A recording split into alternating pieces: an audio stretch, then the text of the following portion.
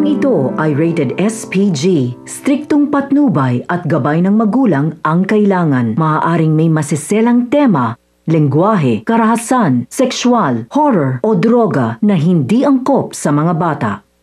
Nang malaman ni Tanggol na muling nagtangkang pumasok si Rigor sa mansyon at may masamang bala kay Marites, agad niyang kinausap si Marites at tinanong kung totoo nga ito. Hindi na rin naitago ni Marites ang takot na nararamdaman niya. Muling pinaalala ni Tanggol kay Marites ang kanyang sinabi na hindi titigil si Rigor hanggat hindi siya nito mababawi. At ayon naman kay Marites na hindi na raw niya alam kung ano ang kanyang gagawin. Hiniling ni Tanggol kay Marites na umalis na sa mansyon para hindi na ito madadamay sa gulo. Ngunit nakiusap si Marites kay Tanggol na hindi na siya babalik kay Rigor dahil hindi na raw niya kaya ang mga pananakit ni Rigor sa kanya. Samantala, sa mansyon ng mga gerero, galit na galit si Jackie nang napanood niya ang balita na nasangkot sa raid sa grupo ng NADCOM si Mia Roberto at Miguelito. Sumabog din sa galit si Miguelito habang pinanood ang balita. Sa kabilang banda naman, tumawag si Ramon kay General Rebas. Inisip ni Ramon na baka tinago sa grupo ng NADCOM ang mga kargamento. Samantala, sa kampo naman nila Boss Divina, napabilib si Emil sa pakikipaglaban ng grupo ni Tanggol. Napangiti lang si Boss Divina at ipinagmamalaki niya ang grupo ni Tanggol. Sinabi niya kay Emil na talagang magaling at maaasahan sila. Sa kabilang banda naman, muling kinausap ni Mio Roberto ang ama na si Don Gustavo. Sinabi niya kay Don Gustavo na kinakailangang putuli na nila ang kanilang pakikipag-alyansa sa mga Montenegro. Tahimik lang si Don Gustavo habang nakikinig kay Roberto. Napatanong naman itong si Olivia kay Roberto kung ano talaga ang balak niya. Sagot naman ni Roberto na kailangan nilang gumawa ng lehitimong transaksyon para malinis ang pangalan nila at makaganti sa mga Montenegro. Samantala, sa mansyon ng mga Montenegro, kinausap ni Tanggol si Ramon at Don Julio. Inamin ni Tanggol na nabigo niya ang kanyang pamilya. Nangako siyang babawi at gagawin ang lahat para itama ang kanyang pagkakamali.